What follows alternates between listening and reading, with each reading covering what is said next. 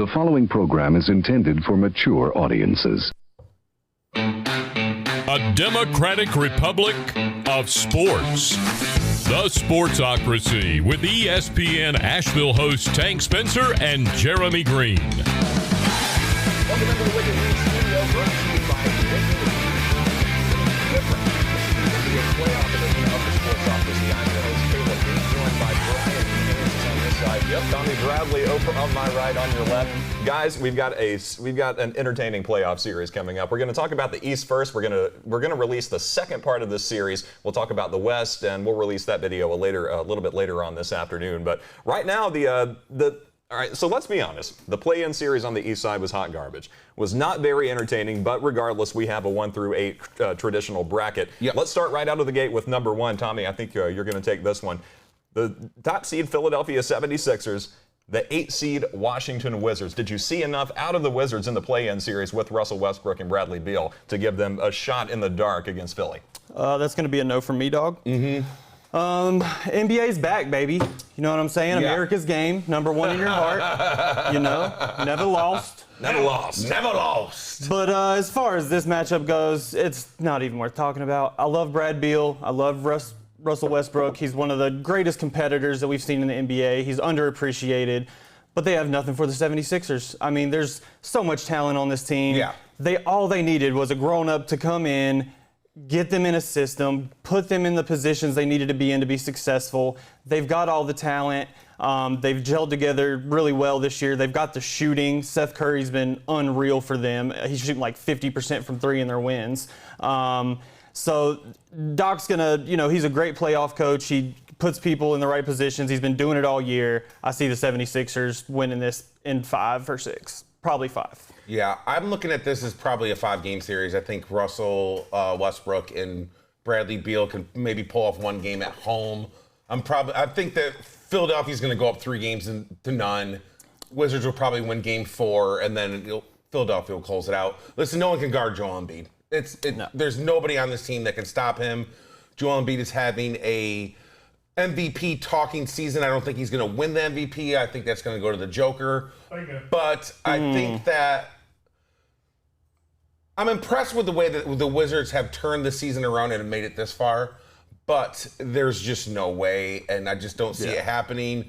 And it's going to be a 5-game series, pretty much. Yeah, Thomas Bryant out for the season. He's the only guy that might have a chance at slowing down Embiid. I agree with Tommy. Seth Curry, I just see him for some reason. I see him having like a Danny Green in San Antonio. He's a sharpshooter, baby. Where he just basically hits, so many 3-pointers. They've been able to spread the ball around a little bit more, and Doc Rivers really does have these guys buying into playing together as a team where they were not doing that before. Westbrook, the all-time leader in triple-doubles. He passed Oscar Robertson's record-setting mark earlier this year. But between Russell Westbrook and Bradley Beal, that's just about all that Washington has got to throw at you to echo both of these guys. Philadelphia with Joel Embiid, Ben Simmons and company. Got to think this one, 5 games at best for the Philadelphia 76ers. In the next matchup, number 4 and number 5, the New York Knicks drawing the number 4 seed. They'll advance to their first NBA playoff series in 9 years, since 2012-2013. So a big opportunity here for the Knicks to right the ship after James Dolan's organization has gone off the rails a little bit over the last 10 years or so. They'll be taking on the number 5 seed Atlanta Hawks with Trey Young and company coming up the coast of Madison Square Garden. Brian, let's talk about it. How do you think Brian feels about it? Hey. If you watch the show at all, you know that I'm a big, huge Knicks fan. Knickerbockers. I've been waiting for this team to be relevant for a very, very long time. Going into this season, I had zero idea we would be anywhere sniffing a playoff game, let alone being the 4 seed. This team has battled some adversity throughout the year. Once they went on that 10-11 game win streak. They lost a couple games, but they battled back and they made it back to the 4 seed. They were at one point down to number 6, and they got back up to 4, which I think was so important to have home court advantage in Madison Square Garden for the first round of the series. Now, they're the best defensive team in the league, 100%. Right. I just have the one problem I have is down low, and I'm a bit concerned of what Clint Capela could do. I'm not really too concerned about I think if you let Trey Young get his and then kind of force off everybody else, I think we have a chance. I do see this series going 7 games, but I'm going to go ahead and pick the Knicks to have their first playoff series win in Christ, I can't tell you how long. It's hard to write that off the way that Julius Randle has been playing, especially 24.1 points per game. He's outpacing Derrick Rose, who really seems like he's beginning to find his role as a role player. He's settling into that secondary role, and the Knicks are better off because of it. I mean, Julius Randle's going to be a third-team All-NBA. I mean, he should be an All-NBA player. I mean, he leads the Knicks in points, rebounds, assists. Tibbs has to be Coach of the Year. This team literally went from delusional, just thinking, praying that they would get Kevin Durant, Zion Williamson, all these guys in the same offseason, and it was just going to magically turn them around. No, you just got to make small, smart moves. Getting Tibbs, Julius Randle was a huge get. He just wasn't in the right positions earlier in his career, and Tibbs put him in those positions. And look, I like the Hawks. They're an upstart team. I love, my guy Cam Reddish. I think he's still got a lot of potential. But just the way they play ball, it doesn't mesh well in this series. And that's why seeing that this series was even money, I told these guys I'm putting money down immediately. Because the Knicks are 3-0 against the Hawks this year, first off. In those 3 games, Julius Randle had 28, 44, and 40 points. Woo! So... yeah, they've got to worry about Clint Capela, the big guys. The big guys got to worry about Julius Randle. They've got to guard him out on the 3. And if he is playing some 5 and Capela has to be out there and you can get him out of the paint, that's going to open things up for R.J. Barrett, who all he does is drive hard and get fouled. He lives at the free throw line. I wish he would have figured that out when he was at Duke, so we could have won a championship instead of him forcing shots all year. But that's what happens. That's development. But I've got to take the Knicks in this series, and I think they get it done within 6. Hindsight is 20/20, Tommy. You talk about how even, or the money line is even on this series. Here's why. The Knicks and the Hawks are the same on the road, 16-20 away from their home arenas, 25-11 on their home court, and they're both 7-3 over their last 10. This is going to be a very evenly matched first-round matchup. I'm excited to see this one. Let's move down the bracket. Number 3 seed Milwaukee hosting the number 6 seed in Miami. And for me, guys, this is the one series that has me on upset watch. If Miami gets hot, I think there's a chance. It's not a wide path. There is a path that they could take down Milwaukee. Do you guys agree? It's tough. The Heat are always a team that you don't want to see in the playoffs. Coach Spoelstra is great at scheming up playoff series, putting guys in the best positions. He gets the most out of his players. They started off the year so rough. So to even end up in the 6th seed, they had, a good run towards the end of the year. But I think if the teams were the same as they were last year, I would definitely say, the Heat have a good shot at upsetting the Bucks. But the Bucks made moves. They got Drew Holiday. Yes, huge. They got P.J. Tucker, who's one of my favorite playoff players. He's a playoff Rondo for me. He's a guy that brings the energy. You don't really notice him much during the regular season, but he's going to hit the clutch 3. He's going to get the rebound. He's going to dive for the loose ball that you need. And the Bucks needed guys like that because they've got talent. They've got to have people that can knock down shots, which they've done. Even pulling random guys like Sam Merrill, to shoot some threes at points this season. He's been great. The bench has been productive. Bench is productive, and they needed that. They needed somebody else because people figured out how to stop Giannis, as great as he is in the playoffs. They figured out, if you can just make him shoot jumpers, if you can pack the paint on him, you can really frustrate him and get past him. So I think they put the pieces around him this year that the Heat aren't going to be able to keep up in a 7-game series. I think this could go the distance. I never want to doubt Jimmy Butler and his greatness, but I see the Bucks doing it, and it may be in 7. Yeah, it's hard for me to go against Jimmy Butler because I love him so much. I know he's been a headache in some other places, but I think he wants to win. He just wants to win. Yeah. And I think the key factor, and you said at times, Drew Holiday is the 100% X factor in this series.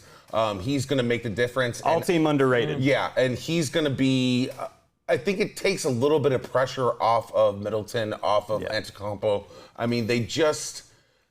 Milwaukee, I just don't feel like, I think they're going to take this from last year and say, there's no way we're going to let this happen again. Right. And they're going to win, and I think they're going to win in 6 games. Milwaukee's going to win in 6. Wow. Drew Holiday is the X factor for Milwaukee, but I think the X factor for the series overall has got to be Big Bam Adebayo.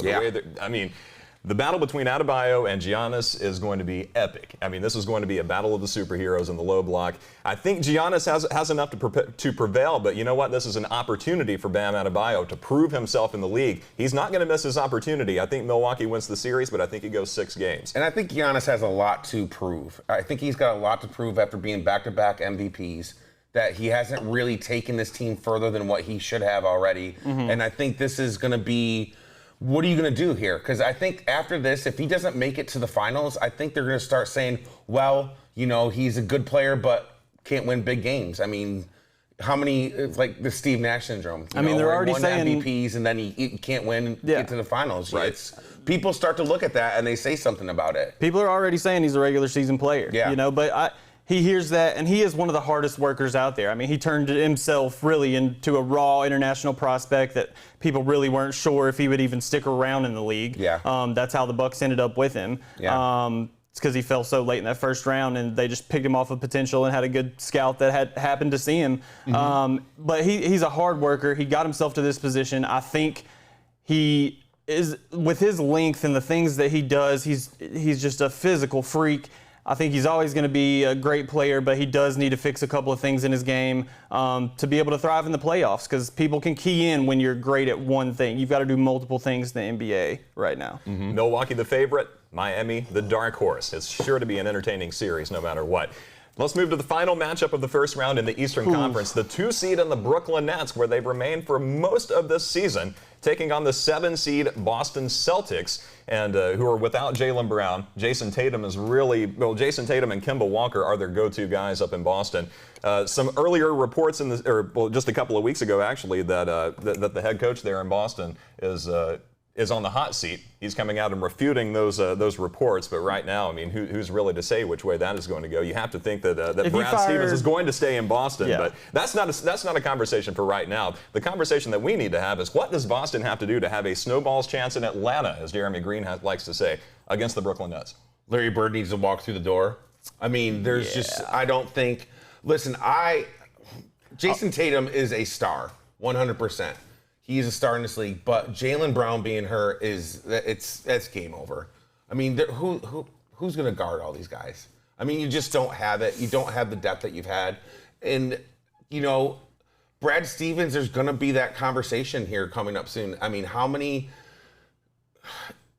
there's a lot of anticipation for Boston to take the next step level, and they haven't done that yet. I mean, they just need to do something different, and I just don't know. I don't know where his heart is in all this stuff. I don't know if maybe he's thinking he wants to go back to college after this year, but I don't know if they lose in the first round of this series, Brad Stevens might not make it to next year. He'll have some questions to answer. They aren't going to make it out of this series because they're playing the Nets. Yeah. And first off, I got to say, shout out to my guy, TP. His just had a son named Tatum, and his first son is named Kyrie. So you can tell what he's a fan of, my guy. Respect. So they're going up against each other this year, and my guy, Sage spiritual advisor Kyrie, is going to clear the air in the stadium. He's going to get his sage going, going to clear out the bad juju, and it's going to be a quick series. Jason Tatum's great. I love him, but he needs Jaylen Brown. You need that other guy. You need that Robin. The Celtics, they've always had injuries, and Brad Stevens, hasn't quite lived up to what everyone thought he was going to be in Boston, but you've had some good teams at the top of the East. He had to run into LeBron for a while there with the Cavs and Kyrie. And then, the one season experiment with Kyrie, or the couple season experiment with Kyrie, was just tough because he didn't want to be there. Garbage. He realized 6 months into it that's just not where he wanted to be. He had his eyes on going back home. Mm-hmm. The Nets are just an all-star team. It's not fair. I mean, you can have 2 all-stars go cold and the other one can put up 40-something. Kevin Durant, in my opinion, is the best player in the league. I know people are going to say things about that. You just can't stop him when he's really going. When he's healthy at almost 7 foot, he's doing pull-up threes like Steph, getting into the lane, the way he can fit, he's unreal. Like, we haven't seen a player like him, in my opinion, at that level with his measurables and as good and as smooth as he is. I just don't see any way the Celtics even really put up much of a fight here. I say Brooklyn in 6. I'm thinking Brooklyn in 5. Yeah, I can see that. I just tried to give the Celtics 2. Yeah, I can't see them. If Durant's healthy, you can't stop him. You cannot stop him. He's unbelievably gifted at everything he does. The only thing that I can say about the series is that they just haven't played together that much, but they're so good. I just don't think I don't think in the first round matchup it's going to matter. I think further down the playoffs, you're going to see that come into play, but not in this first round matchup. I think one thing that needs to be said here, and I'm not a James Harden apologist by any means. I've ragged on the dude heavily in the past, but one thing we haven't seen out of James Harden since he's joined the Brooklyn Nets are excuses. He's averaging a double-double, 24.6 points per game, 10.8 assists per game. He goes up and gets about 8 rebounds per game as well. This is a guy who's come into this organization with a positive attitude. He's contributed, had a triple-double right out of the gate as soon as he put a Brooklyn Nets uniform on. He got something to prove. I think Harden is going to be one of the X factors for Brooklyn. Of course, the first round is expected to go Brooklyn's way, but as the competition gets tougher, as Brooklyn makes it possibly into the semifinals, probably into the semifinals, Harden is going to have to show up against a Philadelphia or a Milwaukee. No doubt about it. It would be against Milwaukee.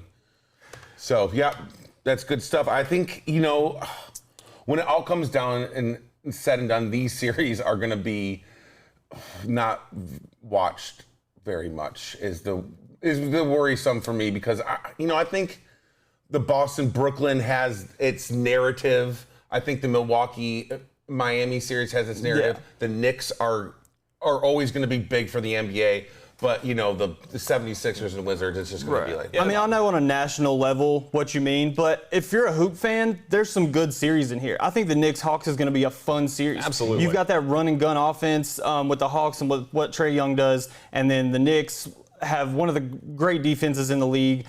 Tibbs is a great defensive scheme coach. The Milwaukee and the Heat matchup, I think, is going to be great. I even like Brooklyn and Boston. I think it'll be fun. So if you're a hoop fan, there's some good series in here, but I know what you mean on the national level. People don't care until you get to the finals of the conference in each conference. So. These seeding systems are designed for the cream to rise to the top. The underdogs are given an opportunity, and if you're one of the top seeds, you have to play your way into the upper tiers of this playoff. It's going to be tough. It's going to be tough going for especially the Knicks and the Bucks. I think they do have the toughest road ahead of them over the next couple of rounds. Make sure you check us out on the Sportsocracy right here on YouTube every weekday morning, Monday through Friday at 9 o'clock. Also check us out on Patreon as well if you'd like to contribute to what we're doing. Just let us know what you'd like to hear, what you'd like us to dive into. If you're a paid member, we'll be more than happy to do that for you. For Tommy Bradley, he's over here. For Brian Haynes, I'm Caleb Peak. We're in the Wicked Weed Brewing studio, brought to you by Wicked Weed Brewing. Drink different.